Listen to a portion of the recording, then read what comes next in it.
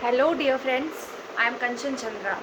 Today I am going to cover educational technology. So this topic belongs to unit 4 of education technology and computer assisted instruction. So the name of this chapter itself is education technology approach. Okay, examples of ET approach. Now in this is actually unit 4 of RBL syllabus. And there are two chapters in this unit 4, chapter 7 and chapter 8. Chapter 7 is about educational technology approach, and chapter 8 is it about use of computers in teaching.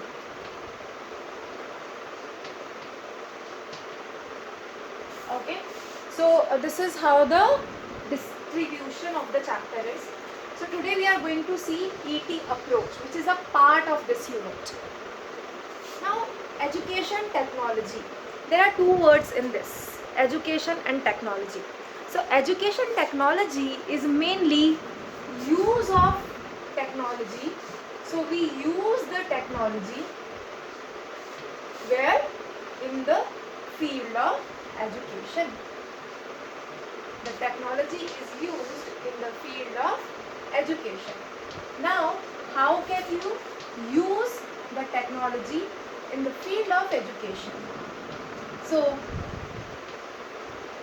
the greatest example is right now what I am using to teach you, right? I have mobile phone where I am recording and I am sending the lecture to you. So education technology is a very great field where technology is used to analyze the field of education, to design the program, what we want to build for the students to learn, to evaluate them. So we can use it for many purposes. We will see that what are the ET approaches, मतलब education technology के approaches क्या है, कहाँ कहाँ इनको use किया जा सकता है. So when we see, this is just the meaning of the education technology. Okay, when we see approaches, the first thing is hardware approach.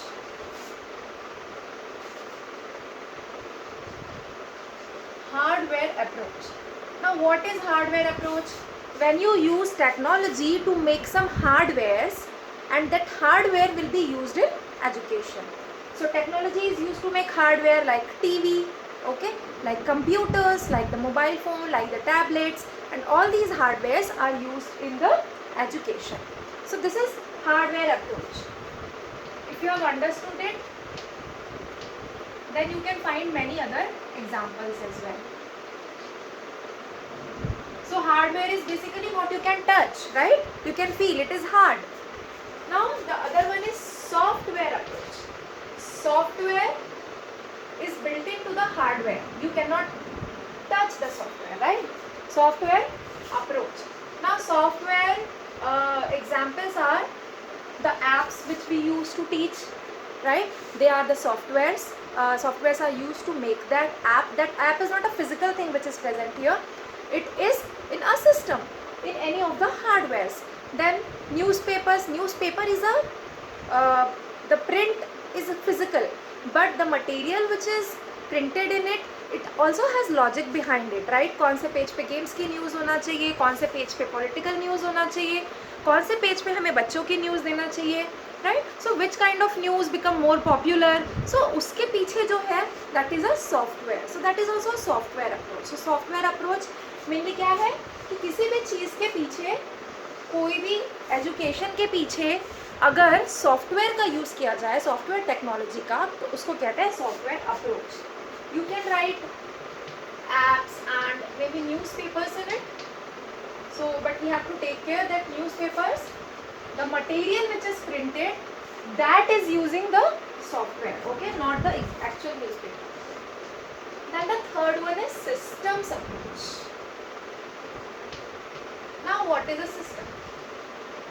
As the name says systems approach, इसमें पूरा एक system explain करने की कोशिश की जाती है. ये सिस्टम अप्रोच जो है, it links the hardware and the software approach. तो सिस्टम अप्रोच में कैसे होगा? For example, I want to teach to a student the complete digestive system. ठीक है, तो मुझे उसका पूरा डाइजेस्टिव सिस्टम उसे बताना है, तो I need a hardware, right, I need a computer और a projector where I will show to the students, but वो मैं डिज़ाइन कैसे करूँगी, वो बताऊँगी कैसे, I will use a software. So systems approach uses both software and hardware and presents the complete system to the students. So it is a link between hardware and software.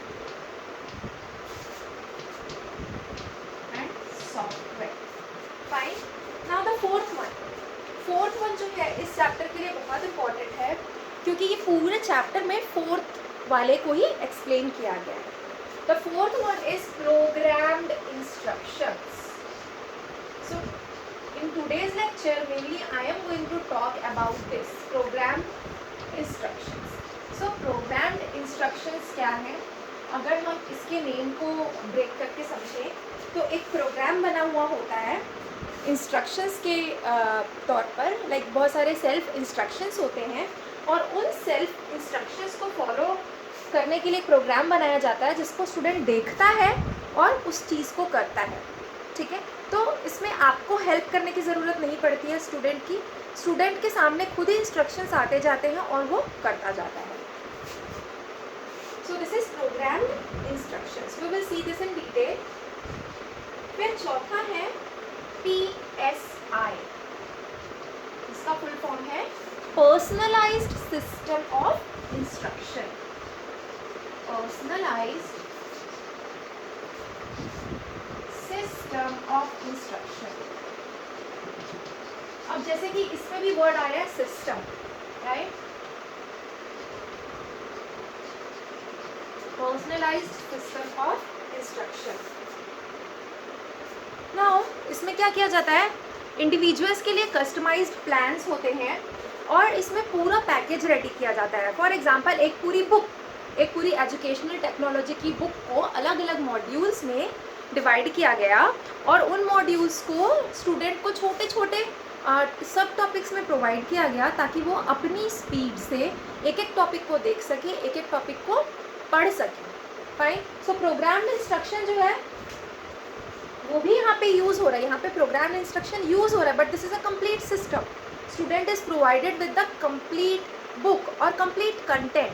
ठीक है, और सारा कुछ प्रोग्राम्ड होता है, उसमें personalised instructions होते हैं और अपनी स्पीड से हर स्टूडेंट, कोई चैप्टर 1 में होगा, कोई चैप्टर 4 में होगा, किसी को चैप्टर 3 में दिक्कत जा रही है तो वो उसको ही ज़्यादा रिवाइज करेगा, उसके क्वेश्चंस को ज़्यादा सॉल्व करेगा. अपनी स्पीड से स्टूडेंट्स जो है इसको लर्न कर सकते हैं. तो ये हो गया personalised system of instruction. Next is okay, I will write here, I think it is visible. So 1 2 3 4 5 6 1 is televised system. Televised system is use of the television. So television वैसे तो हार्डवेयर है, लेकिन आपने देखा होगा टेलीविज़न का use बहुत सारा एजुकेशन के लिए किया जाता है. फॉर एग्जांपल ज्ञान दर्शन, कृषि दर्शन ऐसे चैनल्स होते हैं. अगर चैनल्स नहीं भी हैं तो लोगों की में जागरूकता, लर्नर कौन है, जो भी कुछ सीख रहा है. फॉर एग्जांपल अभी कोरोना का टाइम लें तो कैसे सैनिटाइज करना चाहिए, कैसे मास्क यूज़ करना चाहिए, राइट, ये सब इन्फॉर्मेशन गांव-गांव तक, गलियों तक पहुंचाने के लिए टेलीविज़न का यूज़ होता है. तो टेलीवाइज्ड सिस्टम का यूज़ लोगों को सिखाने के लिए it is also an approach of educational technology. और लास्ट है डिफ्रेंशिएटेड, नॉट लास्ट, एक और है इसके बाद में, differentiated. Is it visible? Yes. Differentiated e-learning. So differentiated e-learning क्या है? डिफ्रेंशिएटेड मतलब अलग अलग, राइट. तो ये जो प्रोग्राम है डिफ्रेंशिएटेड ई-लर्निंग, ये रेस्पेक्ट करता है कि हर स्टूडेंट की स्ट्रेंथ, हर स्टूडेंट का इंटरेस्ट, हर स्टूडेंट का ग्रैस्प करने का जो लेवल है वो अलग अलग है. उस पर इसीलिए इसका नाम है differentiated. It respects each and every individual difference.